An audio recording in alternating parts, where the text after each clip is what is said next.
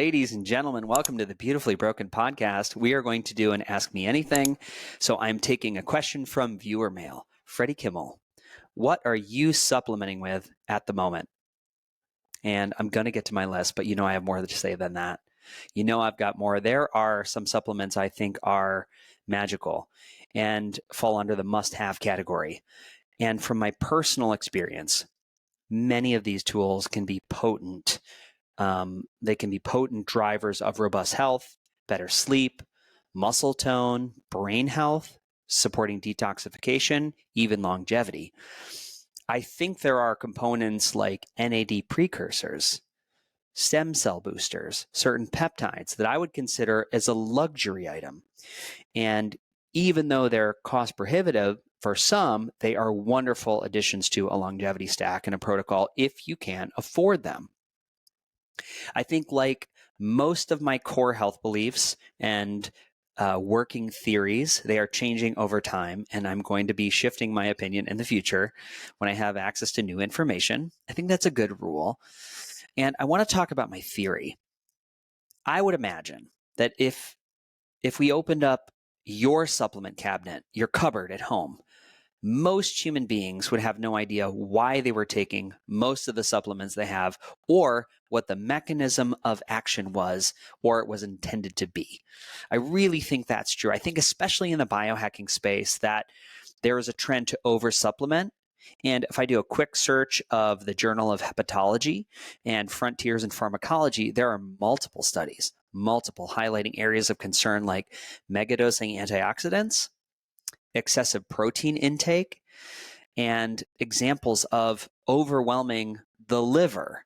Supplements like NAC, N-acetylcysteine, and vitamin C in very high doses can paradoxically lead to oxidative stress, and they can impair liver function. Excessive protein. That can often seen in bodybuilders, but has been associated with a non-alcoholic fatty liver due to increased metabolism or a demand on the liver. Taking multiple supplements simultaneously. I've had friends message me on social media and say their liver function was tanked. That can give the body extra oxidative stress, liver enzyme elevation. And I will tell you my personal mini story of this is that my BUN rate, my blood urea nitrogen level, the BUN, is something you'd see on a CBC, a complete blood count. That is a basic metabolic panel that is related to excessive protein intake. So I just want to walk you through this example of protein, metabolism, and nitrogen. So when I consume protein, the body is metabolizing that into an amino acid, which is used for tissue repair, enzyme production, a bunch of stuff. But the breakdown of the amino acid generates nitrogen as a byproduct, primarily in the form of ammonia, which is toxic to the body. So the conversion to urea, the liver is converting the ammonia into a urea. That is a less toxic compound. Again, that's going to be a burden on that organ. You want it to be doing other things, not overwhelming your body. And that BUN rate elevation on a CBC is a flag. It's to say, wait a minute, you got too much of this. You don't need it. Your system has too much of it. So I have some personal experience with this. It's easy to do when we're in the quest of health to bypass like the intuitive nature of the body. I've never bought into the idea that one person would need to take a supplement 7 days a week. Doesn't resonate. I look at a tree. I'm looking at a tree outside right now. It's barren, but in the spring it'll bud, and then it will fruit, and then it transitions again into winter. So we go through these transitions through seasons. Nature does this. The body does this. So I've always cycled on and off supplements. I think anytime we follow the guiding principles of nature, we can identify safety nets by using common sense. So if I buy a supplement bottle and it says take 2 pills every day forever and ever, that has never resonated with me, and it doesn't make sense. We evolved as hunter-gatherers. So nobody was panicking when they didn't have their vitamin C or their multivitamin or their paleo greens powder. Didn't happen. In fact, going without things can be a great hormetic stressor for the body. Another area worth addressing is that most supplement companies contain extremely weak formulations, and they tend to do this process of fairy dusting. Sean Wells talks about this. They'll fairy dust in extra ingredients without amounts to clinically impact cell health. Yet they're going to claim the benefit of everything on that label. I just saw one yesterday. It's a multivitamin claiming to boost energy and immunity. In the supplement is vitamin D3, 200 IUs, magnesium, 50 milligrams, ginseng extract, 20 milligrams. Let's just take two. Vitamin D3 research shows that a daily dose of 2,000 to 4,000 IU is typically required to elevate blood levels for immune support and bone health. So at 200 IU, we're a little bit off the mark. Not saying it can't happen, but I'm just looking at the research available to us today. Magnesium, the recommended, the RDI is very low. It's 300 to 400. Carolyn Dean's been on the show, and she would say we need much, much more because magnesium is present in over 300 cellular processes. So at 50 milligrams, it's unlikely to change energy metabolism, muscle function, stress reduction. Many of these supplements that we're fairy dusting in can be toxic. They can be harmful to you. The industry as a whole is amazing because we have access to a lot of things, and it's also unregulated, and a company can claim basically anything they want. So it's hard. I want to hammer this home. And this is, maybe people are bored of hearing about this, in my experience. And I've had a good 20-year run, it being, really I'm a person who's excited about potential, excited about health. I see so many things work so well within my body. But my truth is, I've never taken a supplement that can touch the impact of 8 hours of sleep, a toned nervous system, walking 10,000 steps a day, adding 10 pounds of lean muscle to your frame, and exposing the body to morning sunlight. And really, these last two, the strong sense of purpose and a strong sense of community, that is the wind in your sail to bring you forward to greatness. Full stop. So if you want to save yourself an enormous amount of cash and you think your health needs improvement, I would address the above and I would just reassess. The ROI in a supplement is very hard to quantify. They're hard to track. Frequent labs can make that cost prohibitive. And so there we are, right? I promise you I'll get to my supplement list and answer this question.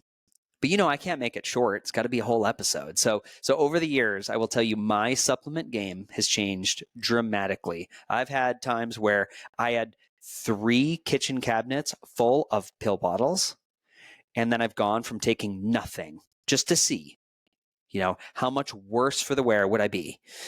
At a bare minimum, I think it's helpful to define the word or the concept of supplementation. I'd say supplementing is supplementing things we are missing in our nutritional profile, both from a macro and a micronutrient level. Example, if I don't get enough protein requirement for the day, I supplement with a whole food protein source, which is whole animal protein that I'm using now. It's currently the Equipped brand, EQUIPT. I'm not sponsored by these guys. I don't have a code. This is on the recommendation of Dr. Ashley Beckman. It's organic. There's no fillers. There's no sugar. It's 20 grams of digestible protein, and it's low histamine. Yep. It mixes excellent in water. They have vanilla, they have plain, they have chocolate. It's easy, efficient. It's a great governor on quality control, especially when I'm traveling to all these events. And I found that if I mix that with Paleo Reds combines a dozen fruits and vegetables for their phytonutrient or their red and purple food groups into a supplement to optimize health. And then Paleo Greens, which is 1 serving of Paleo Greens is equivalent to 1 serving of green fruits and vegetables in a little powder that's been dehydrated, not cooked.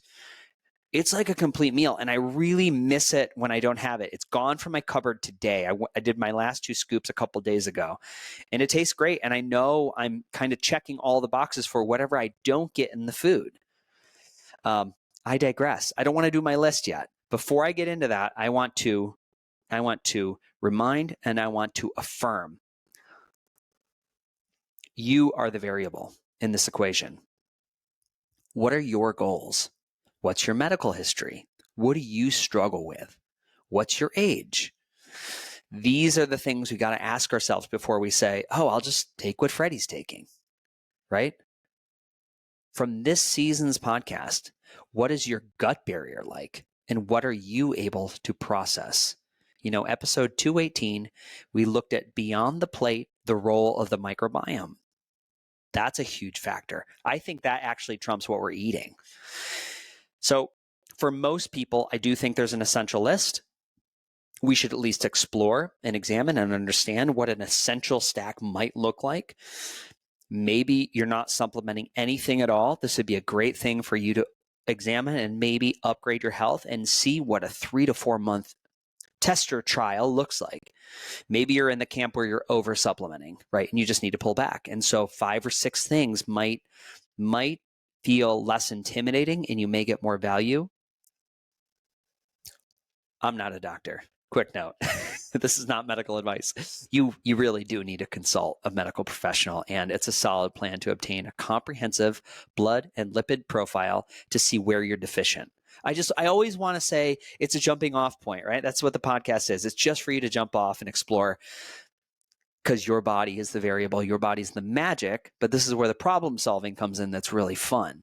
And while I don't have the credentials to tell you what to do, I can wax intellectual with you. I can give you my opinion, but I really like to, I'll point to a medical professional who I respect, and that's Dr. Peter Attia, who's very conservative. And, I align with him on most things. His short list is omega-3, vitamin D, magnesium, B vitamins for methylation support. Let's just talk about those. There's a couple other he'll add on once in a while, but pretty conservative. So omega-3, something rich in EPA and DHA. Omega-3 fatty acids support cardiovascular health, and they help with inflammation. So Peter aims to take a daily intake of approximately 2.5 grams of EPA, 1 of DHA. You want to find a brand that's clean, effective. I've gone from Nordic Naturals. I don't have one that I absolutely rave about, but I can tell you my inflammation is better when I commit to this. And 2.5 grams, that's a high dose. It's not going to be one pill. So that's something to keep in mind, right? Vitamin D, I do assign to this. I'm pretty consistent and I check my levels. So I'm right between this range where Peter recommends be between 40 and 60 nanograms per milliliter. What you're going to be doing is some people are going to need 5,000 IU a day. That's what Peter does. And many professionals in the functional medicine and the biological medicine space will look to incorporating a D supplement with vitamin K2, which helps for absorption. Magnesium, right? We talked a little bit about magnesium. Involved in numerous biochemical reactions. Magnesium supports muscle and nerve function.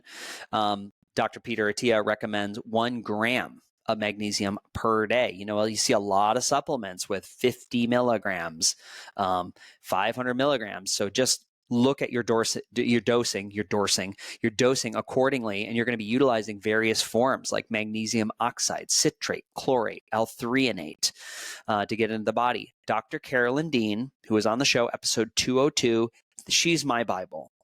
And her RNA formulas, her RNA reset, her magnesium, it's a measurable difference in my sleep score, my deep sleep, and muscle tone. Now, again, this is one where I'll run out of. And I like her so much, I'm not going to go to Whole Foods. I'm not going to grab one off Amazon. And I'll kind of wait until I'm like, man, I really missed that. And I think the idea, this 300 enzymatic processes, I'm a body of enzyme reactions. If those are not optimized, everything could be looked at as deleterious. It's like the workouts I do, the walks I do, talking all day long and using all this brain power without refueling the tank, the enzyme process tank. everything could be viewed that I'm investing in my health as bad because I'm just pouring from an empty cup to everybody else and I'm not restocking my fuel. So I really want you guys to go back and listen to episode 202 with Dr. Carolyn. B vitamins, B6, B9, B12. These vitamins are crucial for energy, metabolism, and neurological health. So we say that supplementing with B vitamins helps with methylated forms, right? Methylated forms of B9 and B12, along with vitamin B6, are going to support homocysteine levels and overall health. I use Thorne Methyl Support. I'm going to do a podcast on methylation because I think it's something that I often hear and I'm like, oh yeah, methylation. It's a good process, kind of like a home ec class. We wanted to be sure we could sew.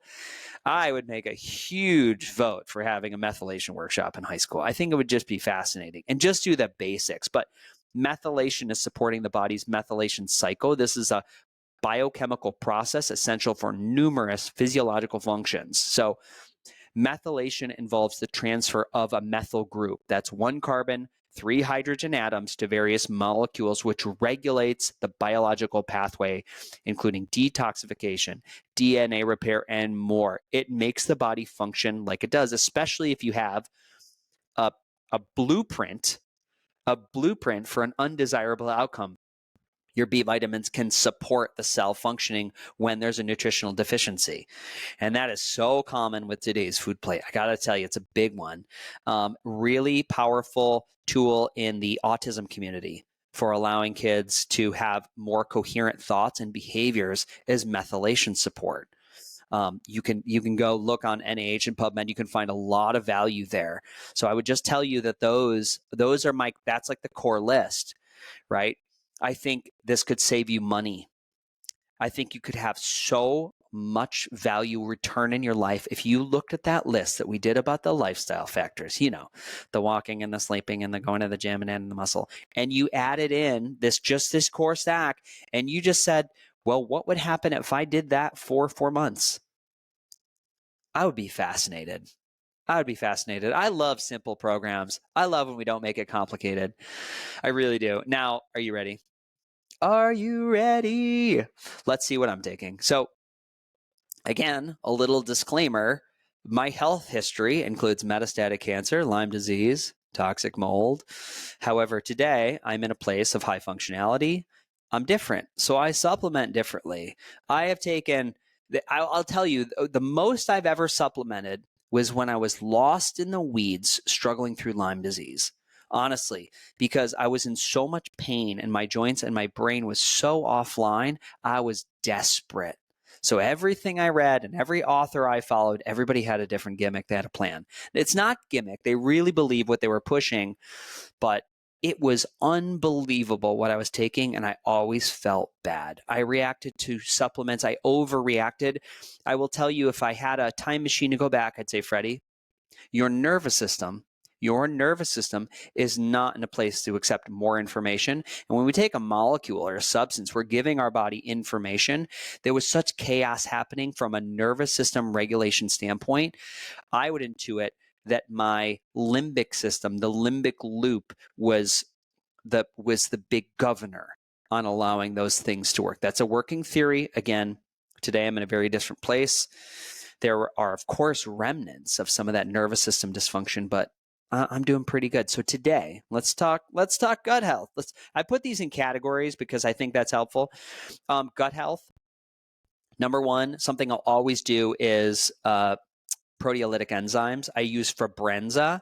Now, that is an enzyme stack of proteolytic enzymes designed to help break down fibrin in the blood. It would also help digest sticky plasma. It would help digest food particles that could have made it through the lining of my small intestine. It can also help with the malleability of scar tissue. And this is something that I've dosed high on an empty stomach, not with food, to help support scar tissue, because I've had a lot of small bowel complete and partial obstructions. That's been something that's really worked for me. Another thing with digestive support is GI Pro Max.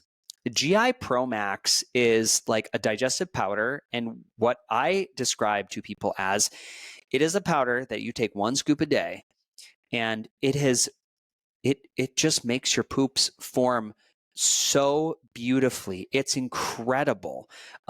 Anything from like a better S curve of your stool to complete formation. And it doesn't make you go to the bathroom more. What it does do is it's like, it feels complete. So it's one of my favorite pooping supplements.